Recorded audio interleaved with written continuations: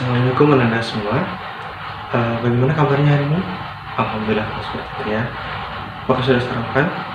Wah, kalau sudah sarapan berarti kita sudah siap untuk mengikuti pembelajaran pada hari ini.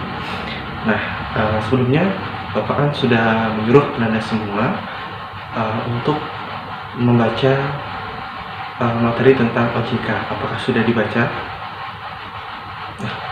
Baik, kalau sudah dibaca berarti kita sudah siap ya untuk memulai pelajaran pada hari ini. Nah, kita masuk kepada materi OJK.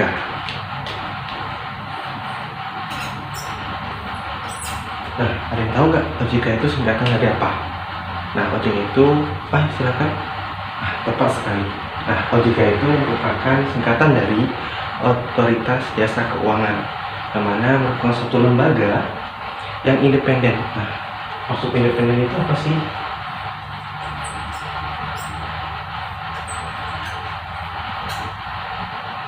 Nah, maksudnya dari independen itu ialah, ada yang tahu sebelumnya sebelum Bapak menjawabnya? Ada yang tahu ya? Baik, maksud dari independen itu adalah yang mana dia itu berdiri sendiri tanpa dipengaruhi oleh pemerintah ataupun yang lainnya. Jadi lembaga independen yang memiliki tugas wewenang yang mana dalam mengatur, mengawasi, menyelidiki, dan pemeriksaan. Nah, dalam Undang-Undang Nomor 21 Tahun 2011 itu dibentuklah namanya OJK ini. Jadi awal mula OJK itu berasal dari Undang-Undang Nomor 21 Tahun 2011, yang mana dibentuknya itu yang mana untuk menyelenggarakan kegiatan dalam mengawasi dan mengatur kegiatan dalam sektor jasa keuangan. Nah, dalam jasa keuangan ini, Otoritas Jasa Keuangan ini, jadi dia mempunyai peran, yang mana perannya itu sebelumnya dia menggantikan peran dari Bapepam, yang mana Bapepam ini adalah, jadi Bapepam ya, Bapepam LK. Ada yang tahu nggak Bapelkam LK itu apa? Kalau ada yang Bapepam itu singkatan dari Badan Pengawas Pasar Modal dan Lembaga Keuangan, yang mana yang dulunya Bapepam ini adalah mengatur dan mengawasi dari kegiatan pasar modal dan lembaga keuangan. Namun setelah dibentuknya OJK, maka peran yang Bapepam dulu itu digantikan oleh OJK itu. Nah, begitu juga dengan BI, yang mana Bank Indonesia dulu mempunyai peran untuk mengawasi dan mengatur kegiatan yang ada dalam bank-bank di Indonesia. Namun ketika OJK terbentuk, maka peran itu digantikan oleh OJK tersebut, yang mana saat ini yang berkaitan dengan pengaturan, pengawasan yang ada di bank-bank Indonesia itu diserahkan kepada OJK. Nah, selanjutnya adalah kita masuk kepada peran atau fungsi dari OJK. Nah, sekarang kita masuk kepada peran atau fungsi dari OJK, yang mana peran dan fungsi dari OJK itu ialah, yang pertama adalah terselenggaranya kegiatan secara pertama itu teratur, adil, transparan, dan akuntabel. Nah, dari teratur, adil, transparan, dan akuntabel ini maksudnya adalah, jadi dengan ada OJK ini, sistem keuangan yang ada di bank-bank itu jelas. Jadi untuk hal ini dilakukan untuk mengurangi kegiatan yang negatif atau tindakan yang negatif seperti pencucian uang atau penggelapan uang. seperti itu. Nah, terus yang kedua itu eh, menciptakan sistem keuangan yang bertumbuh secara berkelanjutan.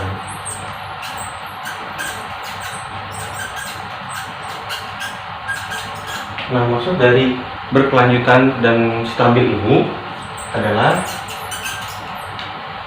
yang mana dengan ada JK, maka OJK itu bisa melihat atau memantau bagaimana kondisi dari bank tersebut. Nah, yang dikatakan berkelanjutan dan stabil itu maksudnya seperti bank. Nah, bank itu bisa dikatakan demikian jika tidak terjadi kemacetan, seperti kemacetan kredit misalnya. Nah, itu jika terjadi kemacetan seperti itu, maka tidak bisa dikatakan bertumbuh secara berkelanjutan dan stabil. Namun kalau tidak ada masalah tentang kemacetan kredit, tidak ada masalah tunggakan, pokoknya dari sistem keuangan itu berlancar dengan baik, tidak terlalu banyak terjadi kemacetan di mana-mana, maka itu bisa dikatakan sebagai sistem keuangan yang berkelanjutan dan stabil.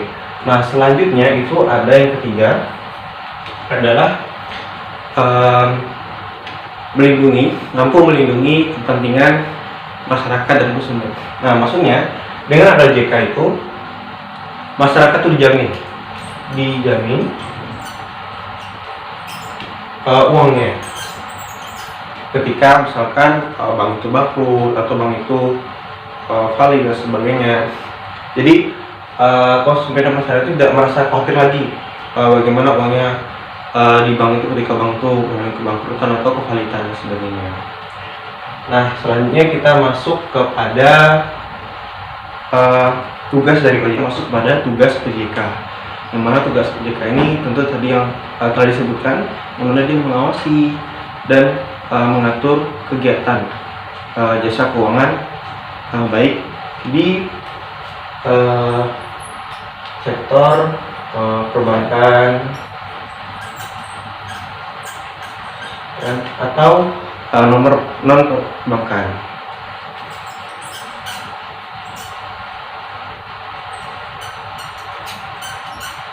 Yang kedua di sektor pasar modal.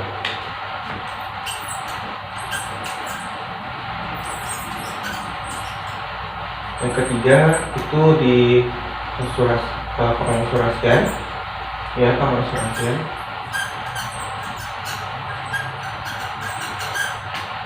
Lalu di dana pensiun,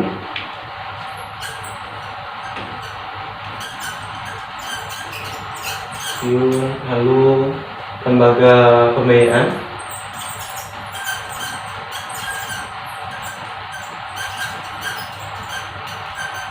nah itu lembaga pembiayaan ini biasanya itu kita dikasih seperti modal gitu. Biasanya itu itu kayak BPR, jadi BPR itu meminjamkan dana kepada kita untuk membuka suatu usaha, dan seperti itu dan lainnya.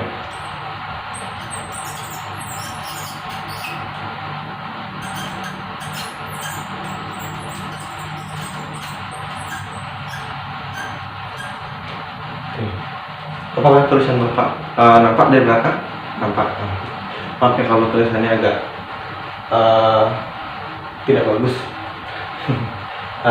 Baik, selanjutnya kita masuk kepada wewenang. Nah, untuk wewenang ini, sekarang kita masuk kepada wewenang dari OJK. Yang mana wewenang ini ada dua. Yang pertama ada tugas pengaturan. Yang mana dalam tugas pengaturan ini tentu OJK memiliki wewenang. Ananda yang di belakang, coba ulangin yang Bapak sebutkan tadi. Jadi ke Ananda, ketika Bapak menerangkan jangan sibuk sendiri ya, tolong perhatikan Bapak. Nanti ketika Bapak tanya nanti bisa jawab. Jadi berhentikan dulu obrolannya, lalu lihat ke Bapak. Nanti kalau sudah istirahat, Ananda silahkan pengen bercerita, tidak apa-apa. Nah, Bapak akan marah ya, Bapak cuma menegur Ananda gitu. Harapan Bapak Anda bisa mengerti yang apa Bapak ajarkan. Nanti kalau misalnya kurang ngerti, Anda bisa bertanya sama Bapak. Nanti nah, kita masuk kepada tugas yang tadi Bapak katakan tadi. Nah, yang pertama itu ada tugas pengaturan.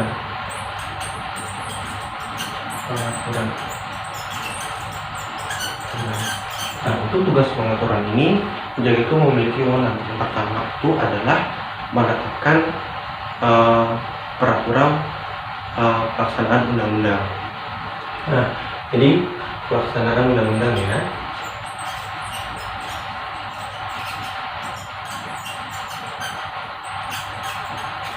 nah, untuk pelaksanaan undang-undang ini Anda bisa lihat langsung di nanti di peraturan Undang-Undang Nomor 21 tadi yang Bapak sebutkan tadi. Nah, lalu yang kedua itu adalah menetapkan peraturan mengenai undang-undang dalam sektor jasa keuangan. Nah, itu juga bisa dilihat nanti di Undang-Undang Nomor 21 tersebut. Lalu yang selanjutnya adalah menetapkan peraturan dan keputusan OJK. Jadi di sini, jadi dalam peraturan itu OJK itu mengaturkan semua keputusan yang ia inginkan. Jadi, nah keputusan ini tentu kita melihat dari bagaimana yang dihadapi dari bank-bank yang ada di Indonesia, seperti itu. Nah, lalu yang kedua, yang selanjutnya itu adalah menetapkan peraturan mengenai pengawasan di sektor jasa keuangan. Nah, jadi ada juga adalah menetapkan peraturan pengawasan untuk sektor jasa-jasa keuangan di bank, asuransian ataupun yang lainnya seperti itu. Nah, terus yang selanjutnya itu ada menetapkan kebijakan terhadap pelaksanaan tugas OJK. Jadi ada kebijakan-kebijakannya masing-masing terhadap pelaksanaan. Jadi tidak langsung aja pelaksanaan tugas itu dilakukan, tapi ada indikatornya, itu kebijakan sebelumnya telah dibuat gitu. Jadi kebijakan sudah dibuat, baru pelaksanaannya tugasnya sesuai dengan kebijakan. Kalau langsung saja itu berarti kan tidak ada indikatornya, jadi tidak sesuai nanti dengan apa yang dilihat. Karena kebijakan itu kan dibuat ketika masalah sesuai dengan masalah yang dihadapi gitu. Nah, selanjutnya ada yang selanjutnya itu menetapkan tata cara bagaimana penetapan dalam perintah tertulis kepada lembaga jasa keuangan dan pihak tertentu. Lalu selanjutnya itu juga menetapkan tata cara bagaimana pengolahan statuter terhadap lembaga jasa keuangan. Ada yang tahu nggak statuter itu apa? Ada yang tahu? Aduh, kayaknya nggak dibaca nih ya. Oke, Bapak jelasin lagi ya, dengerin ya. Jadi statuter itu adalah bisa orang ataupun badan hukum yang mana statuter ini ditunjuk oleh OJK untuk melaksanakan tugas dari OJK. Seperti itu. Selanjutnya adalah melakukan atau membentuk suatu struktur organisasi dan infrastruktur serta mengolah, terus kita memeliharanya, lalu menetapkan mana yang kekayaan, mana yang kewajiban. Nah, seperti itu. Jadi yang mana dalam ini tentu kita harus membangun struktur dulu. Bagaimana strukturnya, siapa yang misalkan dalam itu ada manajemennya, ada bawahannya, ada atasannya. Jadi harus ada struktur organisasi biar jelas dalam satu organisasi tersebut juga. Yang mana nanti kan ada jadi setelah infrastruktur itu dibuat tentu ada pengolahan juga, terus ada memeliharanya juga, dan menatakan usaha yang mana-mana saja. Lalu selanjutnya adalah menetapkan dari itu pengenaan saksi kepada bagaimana tata cara pengenaan saksi, tentunya sesuai dengan yang disampaikan dalam undang-undang di sektor jasa keuangan, yang mana itu terdapat dari Undang-Undang Nomor 21 tadi yang Bapak sebutkan di awal tadi.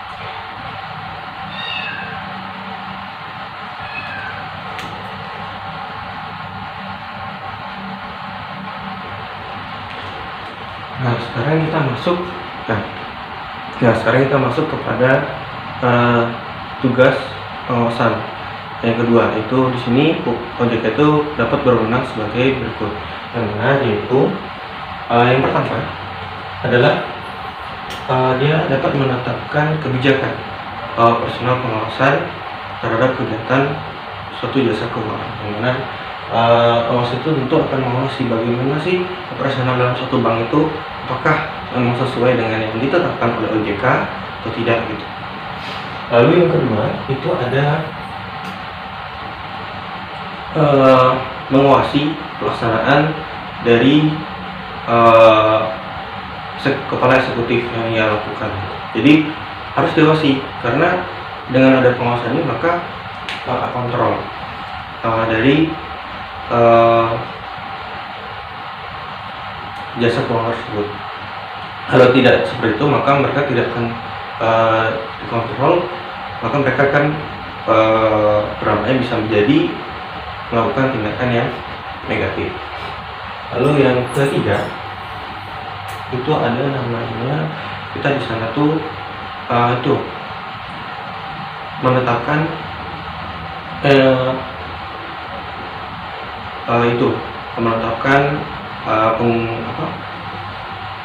penyusun, jadi melakukan penunjukan. Nah, selanjutnya adalah kita masuk selanjutnya yaitu kita memberikan atau melakukan pengawasan. Nah, itu memberikan pengawasan, lalu ada namanya pemeriksaan, terus penyelidikan, dan perlindungan konsumen. Nah, untuk yang ini, yang mana itu seperti yang tadi Bapak katakan, yang mana itu ada pengawasan, ada penyelidikan, ada pemeriksaan, ada perlindungan konsumen. Jadi suatu lembaga keuangan itu atau jasa keuangan itu harus diawasi, harus diperiksa bagaimana apakah sesuai atau tidak gitu. Lalu kita juga harus memikirkan perlindungan tadi konsumen seperti yang Bapak sampaikan di awal tadi, yang mana jadi tugas kita itu yang Bapak awal tadi, coba ada yang menyimak tadi? Coba sebutkan Anda. Jadi contoh karena dia kenapa dia tahu, karena dia merhatikan Bapak tadi, dia menyimak yang Bapak sampaikan yang tadi Bapak ulangi dia. Nah, jadi dia itu melindungi kepentingan dari masyarakat atau konsumen, dimana uangnya itu dijamin gitu. Uangnya itu dijamin di bank itu, walaupun bank itu mengalami kebangkrutan dan sebagainya. Jadi di sanalah perlindungan konsumen tersebut. Nah, selanjutnya adalah kita melakukan penunjukan statuter, pengelolaan statuter. Jadi kita harus menunjuk juga. Jadi pengawasan inilah wewenangnya untuk menunjuk statuter tadi. Ada ingat statuter? Ya. Ada ingat nggak? Nanti Bapak kasih nilai plus. Ayo, cuma nyampaikan ini saja loh. Coba. Ya, jadi statuter itu adalah orang atau badan hukum yang ditunjuk oleh OJK untuk melaksanakan tugas dari OJK tersebut. Setelah ditunjuk apa? Nah, setelah ditunjuk itu maka menetapkan bagaimana dia mengelola dari status tersebut. Nah, selanjutnya tadi kan setelah ditunjuk maka penggunaannya. Jadi bagaimana sih cara penggunaan dari pengelolaan itu. Nah, juga di sini menetapkan atau bisa bagaimana cara menetapkan suatu penulisan terhadap bank-bank yang lain atau lembaga jasa keuangan yang lain. Nah, selanjutnya itu adalah pemberian menetapkan pemberian sanksi administratif terhadap pihak yang melanggar. Karena itu tentu disesuaikan dengan yang ada dalam peraturan undang-undang dalam di sektor penerbangan tersebut. Dasar pengumuman. Nah, selanjutnya itu adalah memberi atau mencabut. Nah, untuk memberi atau mencabut ini ada beberapa. Yang pertama itu ada dalam izin usaha. Yang kedua itu, jadi izin usaha ini OJK. Jadi OJK yang berapa? Apakah itu kita berikan izinnya atau kita cabut? Karena tergantung. Kalau biasanya kalau pencabutan ini bisa dilakukan karena memang dia bisa melakukan pelanggaran atau tidak sesuai dengan yang dilakukan oleh OJK. Lalu yang kedua adalah izin perorangan. Perorangan seperti jadi perorangan ini itu saya juga ya perorangan, misalkan usaha atau yang mana lebih cakupannya lebih luas, cakupannya misalkan dari CV ke PT dan sebagainya. Yang ketiga itu ada namanya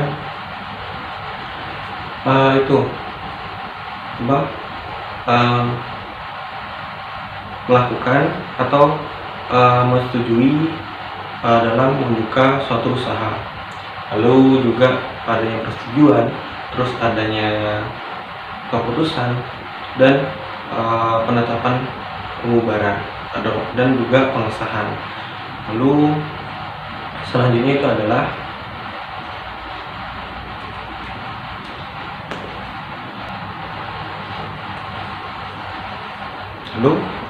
penempatan yang lainnya.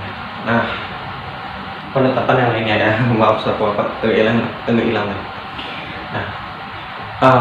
Nah, jadi untuk materi pada hari ini materinya. Nah, jadi kira-kira dari Anda semua, jadi setelah ini rencananya Bapak sih mau memberikan kuis kepada Anda semua, dan tugasnya nanti di akhir saja Bapak sebutkan tugasnya. Sebenarnya Bapak ingin mengisi kuis namun karena mati lampu, jadi karena kuis Bapak pakai Kahoot, kemudian tahu Kahoot, jadi Bapak rencana pakai Kahoot tadi, namun karena mati lampu jadi kuisnya kuis saja gimana? Setuju tidak? Jadi sebelum kita masuk, Bapak memberikan kuis. Nah, Anda semua jadi harus nanti di rumah diulang materinya. Jadi setelah itu ada bonus nilai, yaitu menilai kuis. Jadi dipersiapkan kemampuannya untuk menjawab kuis dari Bapak. Nah, selanjutnya karena waktu berhubung juga sudah melihat jam sudah mulai habis, jadi langsung saja ya. Kira-kira ada bonus nih, ada nggak yang bisa menyampaikan kesimpulan dari mata pelajaran kita hari ini? Coba ada. Jadi begitu ya, betul sekali Anda. Bukan ada. Nah, di harapan Bapak ya, Anda semua itu harus lebih agresif dalam belajar Bapak gitu. Karena setiap Anda bicara, sudah menyimpulkan, menjawab, itu ada nilai-nilainya. Reward untuk Anda semua jika ada yang berbicara, menjawab pertanyaan Bapak, atau cuma menjelaskan baik atau menyimpulkan. Jadi harapan Bapak besok lebih aktif lagi berbicara. Ya kenapa? Karena kalau kita sudah terbiasa, mungkin Anda sebelumnya mungkin malu-malu gitu, sering bicara di kelas, maka itu akan lebih ketika Anda nanti selalu mencoba, maka Anda akan terbiasa. Maka setiap kelas masuk, saya pak, jadi tidak takut lagi. Nah, jadi itu yang sampaikan Anda tadi ya. Jadi semuanya pada itu adalah OJK. Nah, OJK ini adalah suatu lembaga mengawasi, mengatur, dan sebagainya, menyelidiki, pemeriksaan untuk kegiatan jasa keuangan seperti bank dan sebagainya. Yang mana tentu ada memiliki wewenang, ada memiliki tugas, ada memiliki fungsi dan sebagainya. Yang terpenting adalah dalam OJK ini adalah ialah ketika melakukan suatu tugas, melakukan itu mereka harus memang dari yang telah dibuat, yang mana mereka berpatokan kepada Undang-Undang Nomor 21 2011 itu. Jadi harapan Bapak juga Anda semua nanti kalau sudah sampai di rumah dibaca undang-undang itu apa sih di sini, pahami saja kan Anda, tidak usah dihafal karena undang-undang pasti banyak kan. Nah, jadi intinya saja Anda ambil, nanti baru Anda coba jelaskan dengan bahasa sendiri. Nah, mungkin Bapak berlupa. Nah, di sini Bapak memberikan tugas terakhir, tugas untuk ini ya, evaluasi pembelajaran ini. Jadi Bapak meminta Anda, tidak salah, ya, Bapak minta kepada Anda semua, tugasnya adalah yang pertama itu adalah Anda buat ringkasan materi tentang OJK, tapi dengan bahasa Anda sendiri ya, tidak usah Anda semua nyari dari internet, karena Anda boleh melihat dari internet itu. Kalau Anda baca terus gunakan bahasa sendiri, karena Bapak lebih menghargai dengan Anda merangkai kata-kata sendiri daripada Anda menyalin. Karena ketika Anda menyalin itu cepat hilang. Namun kalau Anda menggunakan bahasa sendiri tentu lebih lama di pikiran Anda semua, jadi lebih ingat gitu. Lalu yang kedua, Anda tulis apa saja dalam Undang-Undang Nomor 21. Nah, Bapak tidak meminta semuanya gitu, jadi Bapak minta inti-inti saja gitu. Misalkan undang-undang ini Pak berbunyi, undang ini maksudnya kita di pasal ini kita menyebut OJK itu seperti ini loh Pak. Jadi nggak perlu Anda sesuatu menjelaskan, tapi mungkin ketika Anda besok Anda menjelaskan boleh Anda lihat, tapi untuk secara garis besarnya saja gitu. Jadi Anda ketika ditanya bisa menjelaskan secara garis besar saja. Mungkin ada yang tanyakan masalah tugas ya. Untuk tugasnya Bapak Tawari, Anda meminta tulisan atau Word?